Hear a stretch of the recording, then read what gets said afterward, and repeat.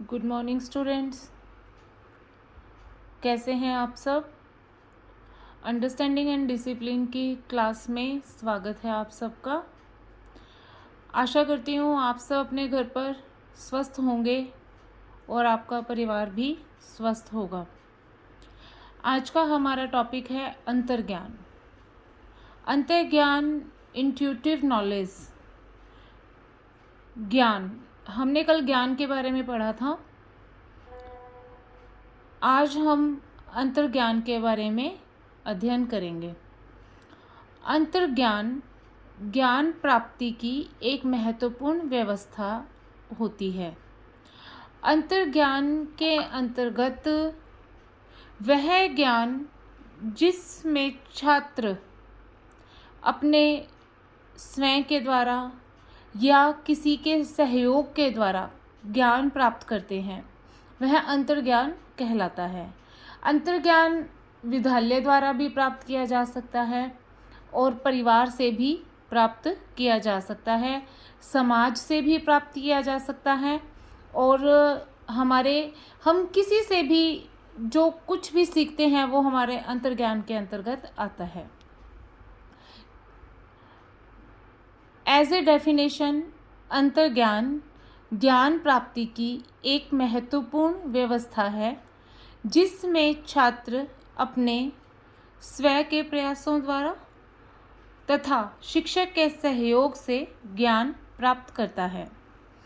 अंतर्ज्ञान प्राप्त करने में बालक स्वतंत्र होता है, अर्थात वह फ्री है कि वो कहीं से भी और किसी भी विषय में ज्ञान प्राप्त कर सकता है।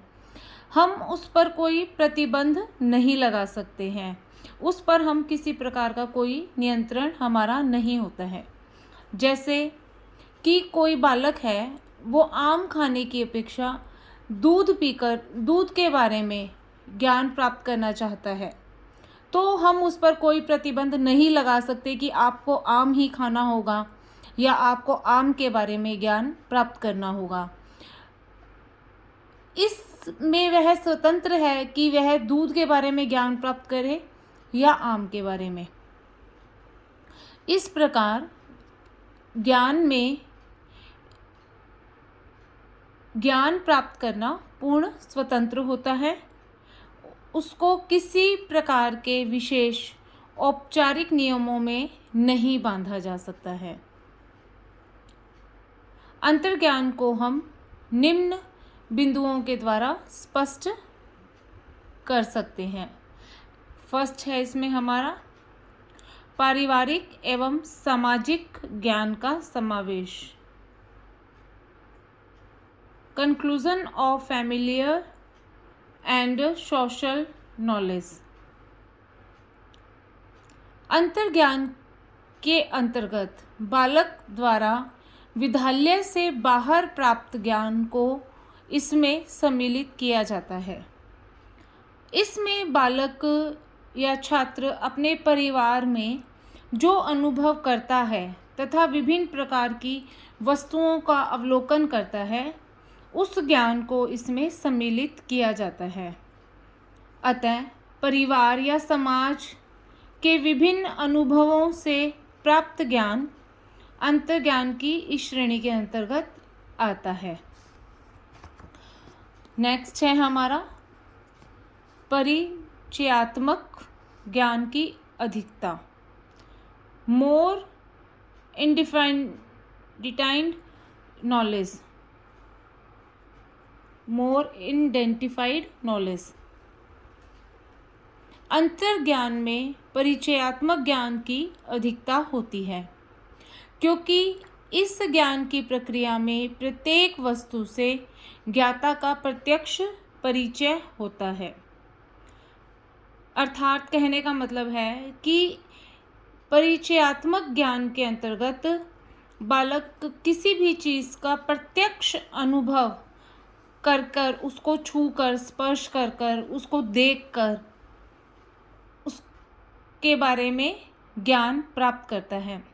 जैसे कि कोई बालक है, वह किसी गाय को देखता है तो उसका रंग रूप, उसका आकार को अपनी आँखों से देखता है, उसको अपने हाथों से छूकर अनुभव कर सकता है तथा उसके दूध को पीकर अनुभव कर सकता है कि उसका स्वाद कैसा है। इस प्रकार का ज्ञान अंतर्ज्ञान के परिचयात्मक ज्ञान की में सम्मिलित होता है। नेक्स्ट पॉइंट है हमारा क्रमबद्धता का अभाव, लैक ऑफ सिस्टम। अंतर्ज्ञान में क्रमबद्धता का अभाव पाया जाता है। इस ज्ञान के लिए कोई निश्चित समय तालिका या किसी निश्चित व्यवस्था का सृजन नहीं होता। इस ज्ञान की प्राप्ति के संदर्भ में ज्ञाता की प्रमुख भूमिका होती है। ज्ञाता अपनी इच्छा के अनुसार भिन्न भिन्न रुचियों के आधार पर ज्ञान प्राप्त करता है। इसमें ज्ञाता ज्ञान प्राप्त करने में पूर्ण स्वतंत्र होता है। अर्थात कहने का मतलब है कि ज्ञान के लिए कोई निश्चित समय तालिका या कोई निश्चित व्यवस्था का सृजन नहीं होता है। ज्ञान किसी भी रूप में हम किसी भी विषय के बारे में प्राप्त कर सकते हैं। इसके लिए ज्ञान प्राप्त करने वाला पूर्णतः स्वतंत्र होता है। नेक्स्ट पॉइंट है हमारा अमूर्त ज्ञान की अधिकता, मोर ट्रायल नॉलेज। अमूर्त ज्ञान को प्राप्त करने में अंतर्ज्ञान की महत्वपूर्ण भूमिका होती है। यह ज्ञान सामान्य रूप से मूर्त वस्तुओं से ही संबंधित होता है। इसमें मूर्त वस्तु के संदर्भ में ज्ञानेंद्रियों के द्वारा अनुभव किया जाता है। अर्थात कहने का मतलब है कि जो अमूर्त ज्ञान है वह अंतर्ज्ञान का महत्वपूर्ण पार्ट होता है। यह ज्ञान के मूर्त वस्तुओं से संबंधित होता है। नेक्स्ट पॉइंट है हमारा व्यवहारिकता की अधिकता। अंतर्ज्ञान में व्यवहारिकता की अधिकता पाई जाती है। इसमें सिद्धांतिकता का अभाव होता है। अंतर्ज्ञान का संबंध व्यवहारिक क्षेत्र से ही पाया जाता है। जैसे कि हम बात करें कि जैसे हम कोई एक्सरसाइज करते हैं या हम कोई योगा करते हैं, तो योगा करने के पश्चात व्यक्ति को थकान से मुक्ति का अभाव होता है। या फिर हम गर्मी में छाया या ठंडे जल का अनुभव करते हैं कि जब हम बहुत गर्मी से आते हैं तो उस ठंडे जल की और छाया का महत्व हमें समझ में आता है। सिद्धांतों में ये चीज़ अलग होती है, बट व्यवहारिकता में अगर हम इसको लाते हैं तो हमें उसका महत्व पता चलता है। इस प्रकार अंतर्ज्ञान में मूर्त वस्तुओं से ज्ञाता का संपर्क होता है। अर्थात जो चीज़ें प्रैक्टिकल होती हैं लाइफ में उससे उनका मतलब संपर्क होता है, मतलब उस चीज़ को वो महसूस करते हैं। व्यापक क्षेत्र, ब्रॉड फील्ड। अंतर्ज्ञान का कोई निश्चित पाठ्यक्रम नहीं होता है और न ही इसकी कोई सीमा होती है।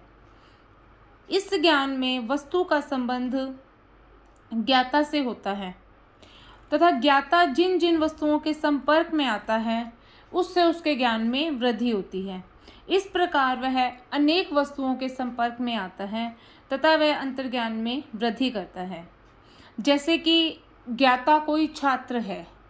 छात्र सबसे पहले जब वो पैदा होता है तो वो अपने परिवार के, अपने माता पिता के संपर्क में आता है, तो वह वहाँ से ज्ञान प्राप्त करता है। फिर वो हमारे परिवार में संपर्क में आता है, समाज के संपर्क में आता है, फिर वो विद्यालय के संपर्क में आता है। इस तरह उसके ज्ञान में धीरे धीरे वृद्धि होती जाती है। इसलिए इसका क्षेत्र बहुत व्यापक है, इसको सीमित क्षेत्र में हम नहीं बांध सकते हैं। नेक्स्ट है हमारा स्व मूल्यांकन, सेल्फ इवैल्यूएशन। अंतर्ज्ञान का मूल्यांकन भी स्वयं छात्र द्वारा अर्थात ज्ञाता द्वारा किया जाता है। प्रत्येक छात्र जो भी ज्ञान वस्तु के संदर्भ में प्राप्त करता है वह उसे सत्य और वैध मानकर स्वयं ही उसका मूल्यांकन भी करता है। अर्थात जिस वस्तु के संदर्भ में ज्ञाता जो ज्ञान अनुभव करता है वह उसकी वैधता एवं विश्वसनीयता को प्रमाणित भी करता है। नेक्स्ट है हमारा पॉइंट स्व अधिगम प्रक्रिया। स्व अधिगम प्रक्रिया सेल्फ लर्निंग प्रोसेस। इस प्रकार के ज्ञान में शिक्षक द्वारा किसी प्रकार के शिक्षण की आवश्यकता नहीं होती है। इसमें ज्ञान प्राप्त करने वाला स्वयं इंद्रियों की सहायता से अनुभव द्वारा ज्ञान प्राप्त करता है। उदाहरणार्थ, एक बालक अपने घर में पालतू कुत्ते को देखता है तो वह उसकी विशेषताओं एवं गतिविधियों का अनुभव स्वयं करता है तथा उसके संदर्भ में अवधारणा का निर्माण करता है। नेक्स्ट पॉइंट है वैधता का समावेश। अंतर्ज्ञान में वैधता का पूर्ण प्रभाव पाया जाता है क्योंकि ज्ञाता द्वारा इसको स्वयं प्राप्त किया जाता है। इसलिए ज्ञाता इस ज्ञान की वैधता पर कोई संदेह नहीं करता। अर्थात फॉर एग्जाम्पल, जब बालक अपने घर में देखता है कि मेज हरे रंग की है तो इस प्राप्त ज्ञान को सदैव वह वैध ज्ञान के रूप में स्वीकार करेगा क्योंकि उसने उस चीज़ को अपनी आंखों से देखा है। नेक्स्ट पॉइंट है हमारा विश्वसनीयता का समावेश। Influence of reliability. अंतर्ज्ञान में विश्वसनीयता का समावेश होता है क्योंकि अन्य किसी के द्वारा कहे गए ज्ञान या कथन के बारे में अविश्वास किया जा सकता है, परंतु ज्ञाता जिन तथ्यों का स्वयं अनुभव करता है उसको वह अविश्वसनीय नहीं मान सकता। उदाहरण के लिए, एक बालक जब ये अनुभव करता है कि आग जलाने का कार्य करती है तो वह इस ज्ञान को विश्वसनीय रूप में स्वीकार करेगा क्योंकि उसने आग से जलने का अनुभव प्राप्त किया है। निष्कर्ष के तौर पर हम कह सकते हैं कि तथ्यात्मक ज्ञान की अपेक्षा अंतर्ज्ञान अधिक विश्वसनीय एवं वैध होते हैं, चाहे यह ज्ञान विद्यालय से प्राप्त किया जाए या विद्यालय के बाहर। अतः अंतर्ज्ञान को ही प्राप्त करने का प्रयास किया जाना चाहिए क्योंकि यह बालक में स्थायी रूप से बना रहता है। आज के लिए इतना ही। आज का ये हमारा टॉपिक अंतर्ज्ञान कंप्लीट होता है। कल की क्लास में फिर मिलेंगे। Have a nice day.